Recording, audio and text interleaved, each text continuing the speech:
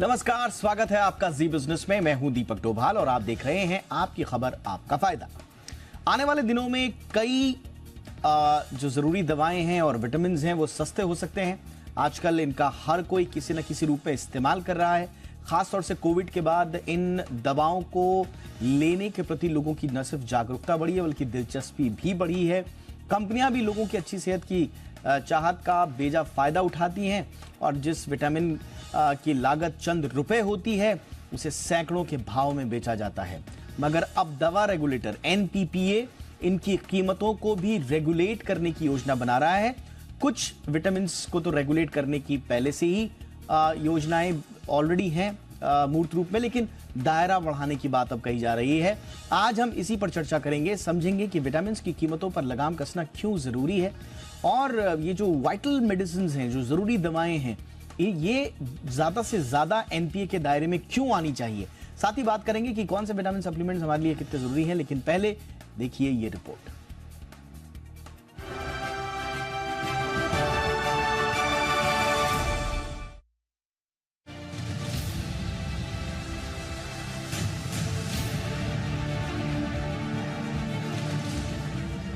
देश की सेहत दुरुस्त रखने के लिए आम आदमी तक सुलभ उपचार पहुंचाना एक बड़ी शर्त है। सरकार लगातार सस्ता और सुलभ इलाज का दायरा बढ़ाने की कोशिश कर रही है। इसी कड़ी में आगे बढ़ते हुए दवाओं के regulator national pharmaceutical pricing authority यानी एनपीपीए विटामिन को भी सस्ता करने की योजना पर काम कर रही है। यही नहीं, एनपीपीए दवा कंपनियों की मुनाफाखोरी रोकने के लिए इनकी कीमतों की लिमिट तय करने पर भी विचार कर रही है। कई बार डॉक्टर मर्ज समझकर मरीज को जरूरी दवाओं के साथ विटामिन की भी दवा लिख देते हैं। खासकर सर्जरी से गुजरे मरीजों, प्रेगनेंसी के दौर से गुजर रही महिलाओं, शरीर से कमजोर लोगों को डॉक्टर मल्टीविटामिन या फिर किसी विशेष विटामिन की गोलियां खाने की सलाह देते हैं। लेकिन विटामिन की दवा महंगी होने के चलते कुछ लोग इन दवाओं को नहीं खरीद पाते। लेकिन अब आने वाले दिनों में एनपीपीए कुछ ऐसे नियम कायदे लागू कर सकते हैं जिससे विटामिन से जुड़ी दवाएं सस्ती हो जाएंगी, बल्कि इनकी कीमतें एक तय लिमिट से अधिक नहीं हो सकेगी। अगर एनपीपीए का प्रस्ताव मान लिया जाता है तो विटामिन दवाओं की प्राइसिंग लिमिट लंबे दौर तक बनी रह सकती है। अब समझ लेते हैं कि कौन सा विटामिन क्यों जरूरी है। विटामिन ए आंखों के लिए जरूरी होता है। विटामिन बी में 8 कैटेगरी हैं। इसमें सबसे अहम B12 को माना जाता है। इसकी कमी से न्यूरो संबंधी बीमारी होने के साथ साथ डिप्रेशन में जाने का खतरा होता है। विटामिन सी भी शरीर के लिए बहुत महत्वपूर्ण है। इसकी कमी से रोग से लड़ने की क्षमता कम हो जाती है। वहीं विटामिन डी की कमी का असर हड्डियों पर पड़ता है। फिलहाल तो सेहत को दुरुस्त रखने के लिए मल्टीविटामिन का आजकल खूब चलन है। इसके लेने से शरीर को ऊर्जा मिलती है और शरीर फिट रहता है। खासकर कोरोना के बाद लोगों में इम्यूनिटी को लेकर जागरूकता बढ़ी है। नतीजा ये रहा कि लोगों में विशेष तौर पर विटामिन सप्लीमेंट्स को लेकर रुझान बढ़ा। ऐसे में भारत में विटामिन से जुड़ी दवाओं की मांग में 30 से 40% तक की बढ़ोतरी देखी गई। एक रिपोर्ट के मुताबिक साल 2027 तक इसके कारोबार में सालाना 8% की दर से बढ़ोतरी की उम्मीद जताई गई है। एक आंकड़े के मुताबिक विटामिन मिनरल सप्लीमेंट में मल्टीविटामिन का 22% की हिस्सेदारी है। साथ ही भारत में इसका कारोबार 19,000 करोड़ रुपए का है। ऐसे में सरकार अगर विटामिन की दवाओं को सस्ता करती है तो इससे न केवल आम लोगों को बड़ी राहत मिलेगी बल्कि सरकार की ये पहल हेल्दी इंडिया के सपने को भी साकार करने का काम करेगी। ब्यूरो रिपोर्ट, जी मीडिया। बहुत ही खास मेहमान इस वक्त हमारे साथ चर्चा के लिए जुड़ चुके हैं। सबसे पहले परिचय आज के मेहमानों का आपसे कराएं। डॉक्टर सुनीला गर्ग हमारे साथ हैं, जानी मानी पब्लिक हेल्थ एक्सपर्ट हैं और पूर्व प्रेसिडेंट हैं IAPSM यानी कि Indian association of preventive and social medicine. बहुत बहुत स्वागत है सुनीला मैम आपका हमारे शो पर। हमारे साथ हैं डॉक्टर गौतम भंसाली, देश के जाने माने फिजिशियन हैं और फिलहाल बॉम्बे हॉस्पिटल में कार्यरत हैं। Doctor Bhansali, good evening sir, बहुत बहुत स्वागत है आपका। हमारे साथ हैं डॉक्टर विरंची शाह, प्रेसिडेंट हैं IDMA के, इंडियन ड्रग मैन्युफैक्चरर्स एसोसिएशन के। डॉक्टर शाह, आपका भी बहुत बहुत स्वागत है सर। डॉक्टर भंसाली, मैं चर्चा की शुरुआत आपसे करना चाहूंगा और ये वाइटल मेडिसिन लेने का जो प्रचलन है ये कितना अभी बढ़ा है। खास तौर से ये पता चला है कि कोविड के बाद इस तरह के सप्लीमेंट्स लेने की जो प्रवृत्ति है लोगों में काफी बढ़ी है, जागरूकता भी बढ़ी है। तो फिलहाल मार्केट अगर हम देखें तो किस तरह से दवाएं रिकमेंड की जा रही हैं और इन दवाओं के प्रति रुझान कितना बढ़ा है लोगों का सर? जी जी दीपक जी, कोविड के बाद से लेकर के सब लोगों के मन में ये एक सवाल रहा कि शायद हमारे अंदर कमजोरी आती है या हमारी इम्यूनिटी कम है तो शायद इसके लिए कोविड टाइप के या और भी वायरल इन्फेक्शन, बैक्टीरियल इन्फेक्शन ज़्यादा होते हैं। इस तरह की थोड़ी सी भ्रांति लोगों के अंदर है कि यस हमारे अंदर कमजोरी ज़्यादा है, हमारे अंदर हमारी इम्यूनिटी कम है, इसकी वजह से इन्फेक्शंस वगैरह ज़्यादा होता है, तो इसके लिए मल्टीविटामिन का सहारा लेना चाहिए। ये काफ़ी लोगों में भ्रांति है और काफ़ी लोग लिखते भी है। मेरा ये मानना है कि अननेसेसरी मल्टीविटामिन वगैरह नहीं लेना चाहिए। Yes, vitamin B12, vitamin D3 जिनकी कमी होती है वो भी B12 की कमी, क्योंकि जितने भी अधिकतर वेजिटेरियन लोग हैं उनके अंदर B12 कम होता ही है बिकॉज उनके फूड में नहीं होता है। विटामिन D अगर देखा जाए तो हमारे यहाँ पे लोग एसी घर में रहते हैं, एसी गाड़ी में रहते हैं, एसी ऑफिस में रहते हैं, तो विटामिन डी डेफिनेटली मुंबई में अगर आप चेक करवाओगे तो 90% लोगों का विटामिन डी लेवल कम आता है। सो इसको देखते हुए लोग मल्टीविटामिन लिख रहे हैं और लोग ले भी रहे हैं। मेरा ये मानना है कि अगर आप अच्छा खाना खाते हो, पौष्टिक आहार अगर आप लेते हो तो मल्टीविटामिन जैसी चीज़ों की जरूरत नहीं पड़नी चाहिए। यस, कोविड के बाद इसका चलन काफ़ी चला है, इवन पेशेंट लोग खुद आगे से मांगने लगते हैं और अगर आप नहीं देते हो तो ओवर द काउंटर ये मल्टीविटामिन बहुत आसानी से मिल जाती है। सो लोग मल्टीविटामिन लेना चाहते हैं, मांग भी रहे हैं और नहीं देते हैं तो ओवर द काउंटर लेते भी है। मुझे लगता है अगर आप अच्छा खाना खाते हो, पौष्टिक आहार लेते हो तो मल्टीविटामिन जैसी ड्रग्स की जरूरत नहीं है। अननेसेसरी एक और टैबलेट बढ़ जाती है, जरूरत नहीं है इस चीज़ों की। एब्सोल्युटली। अब जहां पर जरूरत है, ये तो पहले सबसे इंपॉर्टेंट बात जो डॉक्टर साहब ने बताई कि बात बात पर मल्टीविटामिन खाना ये ना तो नेसेसरी है और कुछ केसेस में तो हमने देखा है कि इसके एडवर्स इफेक्ट भी हैं। अगर आपकी बॉडी को जिस विटामिन की जरूरत नहीं है, आवश्यकता से अधिक खा लिया तो उसके आपको नुकसान भी हो सकते हैं। लेकिन जिन लोगों को दिया जा रहा है उन लोगों को किन कीमतों पर दिया जा रहा है, इन कीमतों पर कर्व करना कितना इंपॉर्टेंट था, और एनपीपीए जो कह रहा है कि हम इनको दायरे में लाने की कोशिश कर रहे हैं, ये कितना इंपॉर्टेंट है, ये पूछते हैं गर्ग मैम से।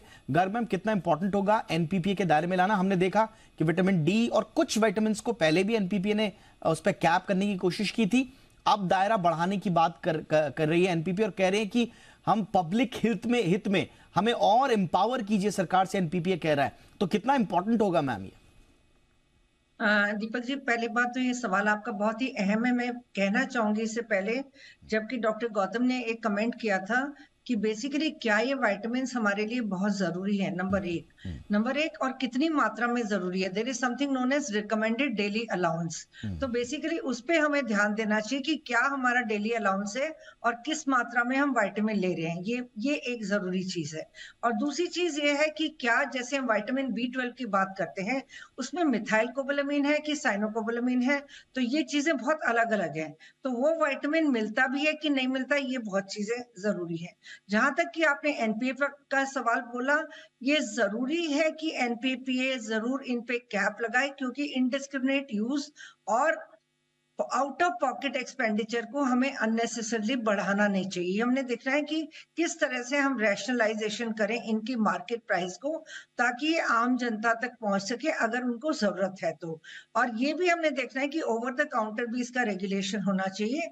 तो ये बहुत जरूरी है कि उसमें क्या कंटेंट्स है, उसकी क्या पैकिंग है, लेबलिंग है, उस पर हम ना जाके हम देखें कि उसमें कंटेंट क्या है और उसके साइड इफेक्ट्स बेसिकली तो नहीं है। तो ये बहुत जरूरी है कि हम प्राइस पे कैप लगाएं। और क्योंकि इसका बहुत, अभी कोविड के टाइम तो प्रचलन बहुत बढ़ गया, परंतु इससे पहले भी काफी ज्यादा प्रचलन था। लोग सोचते चलो मल्टीविटामिन खा लेते हैं विदाउट रियलाइजिंग कि वो इफेक्टिव है कि नहीं है। तो ये जरूरी है कि हमें इन चीजों पर कैप लगाना चाहिए, रैशनलाइजेशन करना चाहिए। और जैसे हमने बाकी औषधियों को जन औषधि भंडार से उपलब्ध कराया, हम भी इसकी प्राइसेस को रेगुलेट करके जन औषधि भंडार से उपलब्ध कराएं तो ज्यादा अच्छा होगा। एब्सोल्युटली, बिल्कुल। डॉक्टर विरिंची शाह, ये जो मिनट्स की जो बात उभर कर सामने आई है एनपीपीए की बैठक में, इसमें इन्होंने साफ तौर पर कहा है कि देखिए हम वर्ल्ड की फार्मेसी बन रहे हैं और हमें बहुत ज्यादा कंप्लायंसेस भी नहीं रखने हैं कंपनियों के लिए, उनको भी हमको कम करना है। लेकिन हमें यह भी देखना है कि आउट ऑफ पॉकेट एक्सपेंसेस जो हैं, जो एक आम आदमी के बढ़ते जा रहे हैं और बहुत सारी फैमिलीज को ये बियॉन्ड द पॉवर्टी थ्रेशोल्ड में फेंक देती हैं। इसके लिए बहुत जरूरी है कि इस तरह के प्रोविजंस किए जाएं।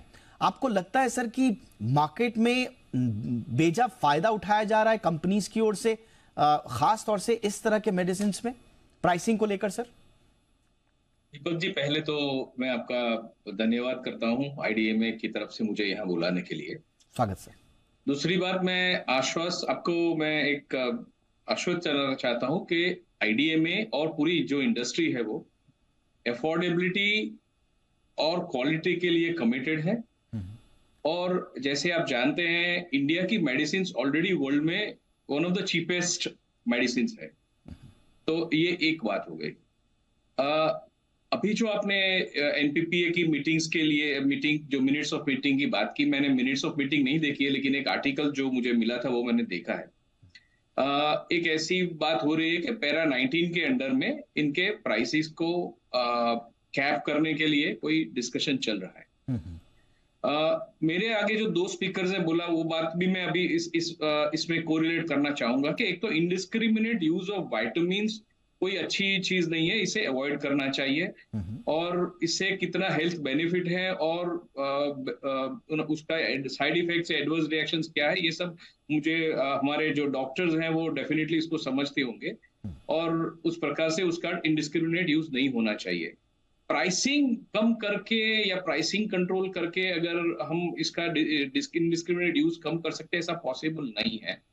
इसके लिए कोई और मैकेनिज्म होनी चाहिए। ये जो पैरा 19 की बात है डीपीसीओ में, जिसमें ये मिनट्स में कवर किया गया है, तो पैरा 19 एक ऐसा प्रोविजन है जिसमें एनपीपीए को एक्स्ट्रा ऑर्डिनरी सर्कमस्टेंसेस में किसी प्रोडक्ट को जो शेड्यूल्ड नहीं है उसके भी प्राइस कंट्रोल करने की एक अथॉरिटी देती है।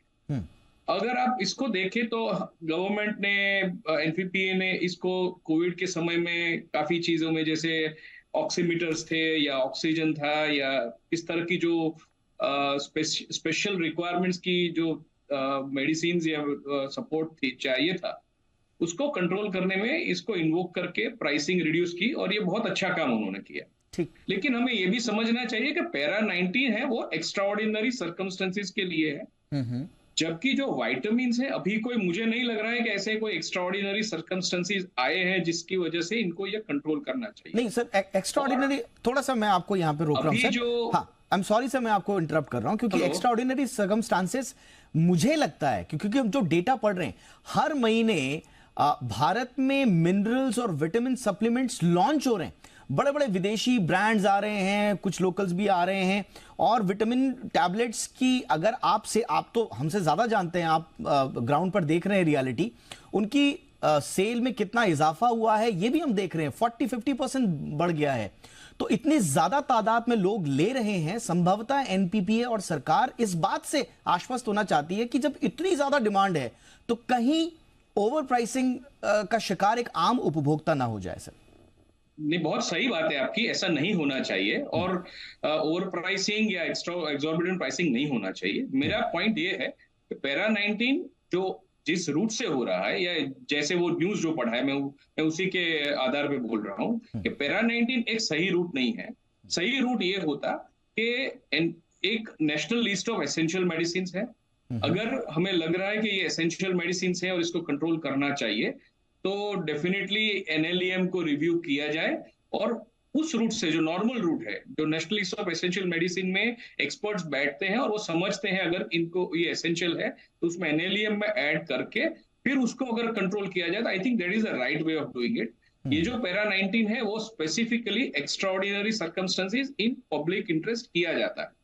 बट मैं आप ही से पूछूंगा सर, इससे पहले कि मैं बाकी मेहमानों के पास वापस जाऊं, मैं आप ही से पूछूंगा, पैरा 19 के अलावा और क्या पावर है एनपीपीए के पास कि वो प्राइस को कैप कर पाए? क्योंकि हमने पैरा 19 को देखा, हम सब जानते हैं, जो कार्डियक स्टेंट्स थे, जो ऑर्थोपेडिक डीज इम्प्लांट्स थे, उनको हमने जो उनकी प्राइसिंग पे जो कर्व किया वो इसी के पैरा 19 के थ्रू ही किया, और आज वो अफोर्डेबल हैं, सबको मिल रहे हैं, बड़े सुलभ हैं।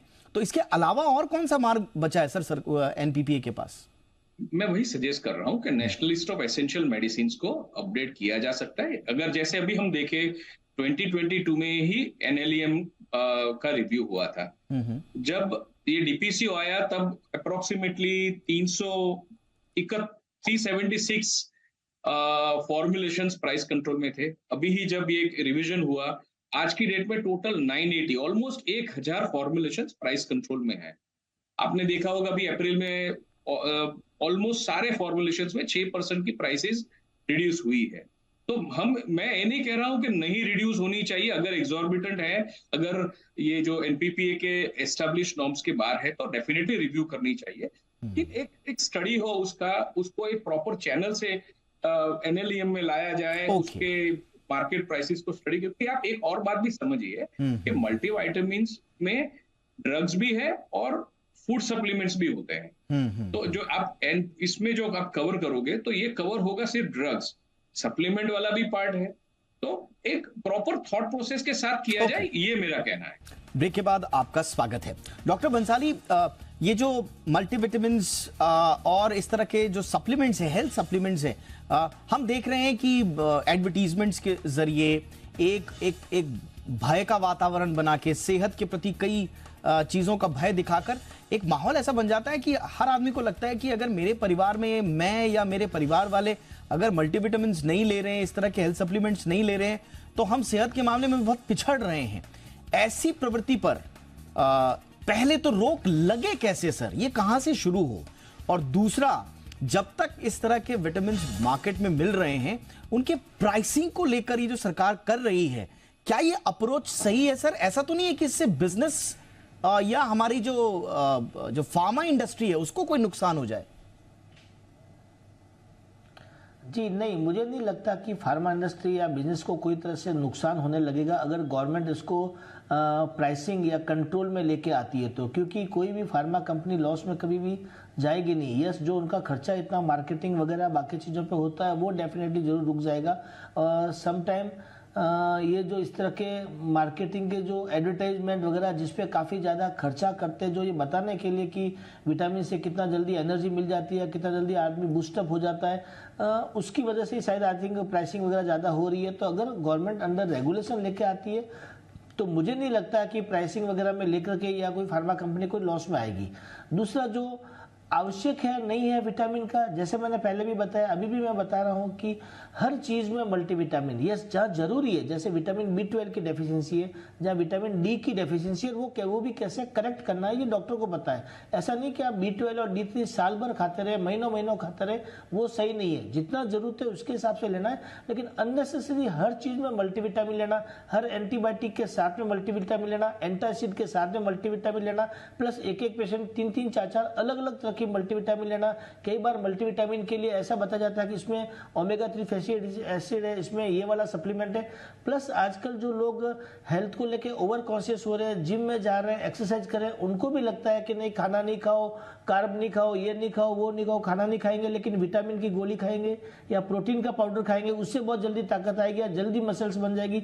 ये इस तरह के जो भय फैलाए जा रहे हैं, कई बार जिम वालों की तरफ से भी, कई बार हेल्थ कॉन्शियस करने के लिए भी, लोगों को ज़्यादा अवेयरनेस फैलाने के लिए भी किए जा रहे हैं, वो मुझे लगता है थोड़ा गलत है, वो थोड़ा ठीक नहीं है। मेरा हमेशा से मानना ये है कि किसी भी पेशेंट को मिनिमम मेडिकेशन, जितना कम मेडिसिन देते हैं वो पेशेंट उतना जल्दी ठीक होता है, बिकॉज अधिकतर मेडिसिन का कुछ ना कुछ साइड इफेक्ट होता है। सो मल्टीविटामिन जहाँ तक हो सकते हैं अवॉइड करने चाहिए, जब तक कि बहुत जरूरी नहीं हो, मेरी ओपिनियन में नहीं देना चाहिए। सर, मैं आपसे पूछना चाहूंगा, आजकल बड़ा चलन में है कि आजकल यंगस्टर्स जो घर से बाहर निकलते हैं, उनके बैग में अगर आप देखेंगे तो 2-3 चीजें आपको परमानेंटली मिलेंगी, चाहे वो एक्टिव है या नहीं है, वो एक्टिव लाइफस्टाइल है, स्पोर्ट्स पर्सन है नहीं है। उसके पास ओमेगा 3 के कैप्सूल्स मिलेंगे, उसके पास मल्टीविटामिन मिलेंगे, कई केसेस में अमीनो एसिड्स मिलेंगे, और उसका आपने बिल्कुल सही कहा कि खाना पीना नहीं होगा, लेकिन सप्लीमेंट्स, प्रोटीन सुबह शाम लेना है, 1 स्कूप 2, ये प्रवृत्ति सर, और वो भी बिना किसी डॉक्टरी सलाह के, बिना किसी ब्लड को टेस्ट किए हुए, ये कितना खतरनाक हो सकता है सर?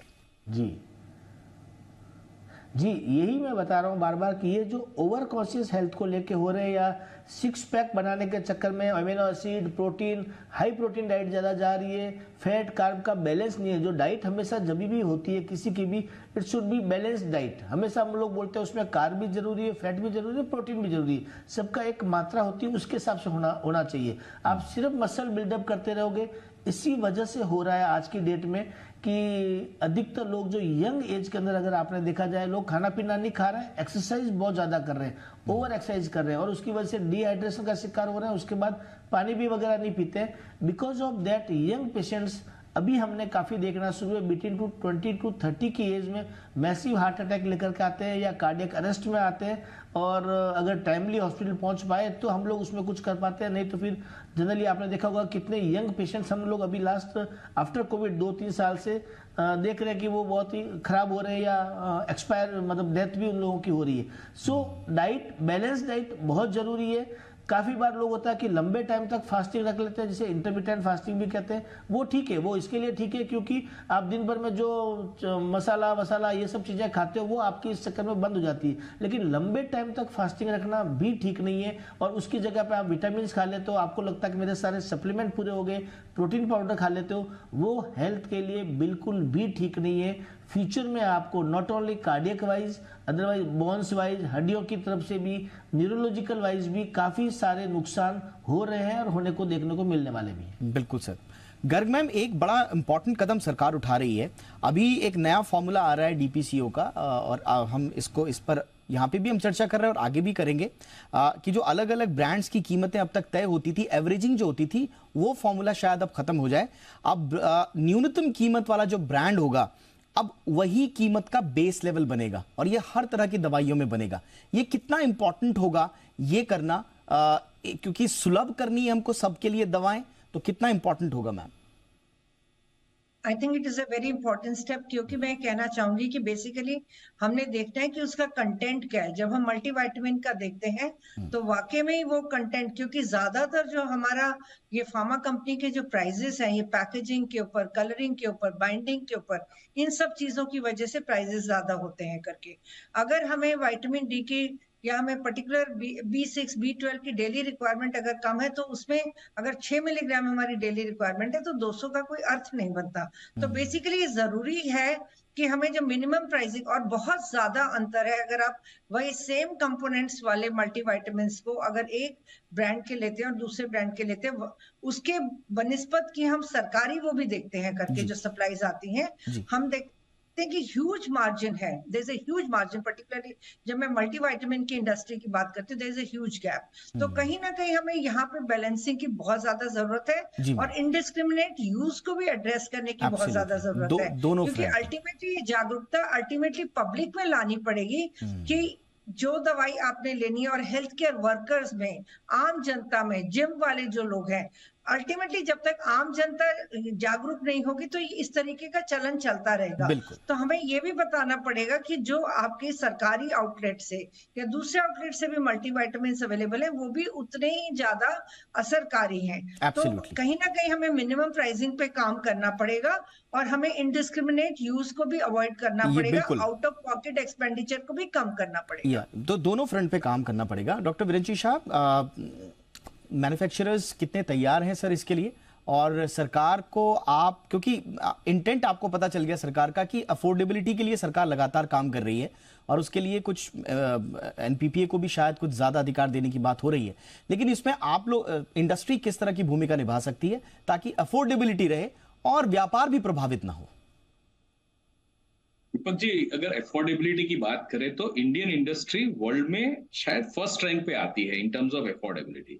अब आप उसको कितना ज्यादा अफोर्डेबल कर पाएंगे, क्योंकि आपको ये भी बैलेंस करना है कि हमें आगे जाने के लिए हमारे क्वालिटी स्टैंडर्ड्स अपग्रेड करने हैं, हमें मॉडर्न मैन्युफैक्चरिंग भी लाना है, मॉडर्न मार्केटिंग भी लाना है। हर जगह पे इन्वेस्टमेंट होती है, हर जगह पे फंड्स लगते हैं, प्रोग्रेस करना है। तो ऑलरेडी इंडिया ने बेंचमार्क कर लिया है इन टर्म्स ऑफ अफोर्डेबिलिटी। जो थोड़ा सा रूम है उसको आप करिए, definitely it is required, control is required.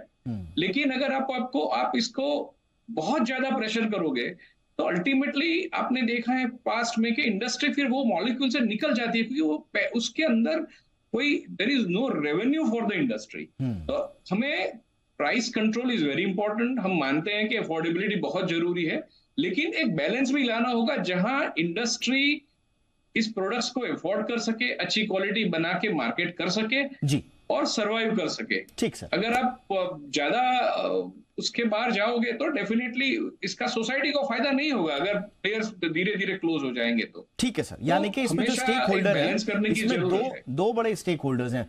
एक पहला पब्लिक जिसके लिए अफोर्डेबल करना चाहती है सरकार, और दूसरा industry.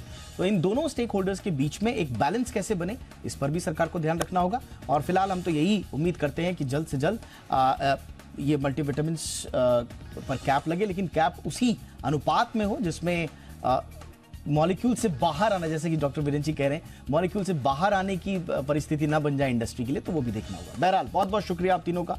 Doctor Garg, thank you so much sir, so much ma'am. Doctor Bhansali sir, बहुत बहुत शुक्रिया सर आपका। और वीरेंद्र जी शाह सर, आपका भी बहुत बहुत शुक्रिया। आपकी खबर आपका फायदा में इतना ही इजाजत दीजिए और देखते रहिए जी बिजनेस। नमस्कार।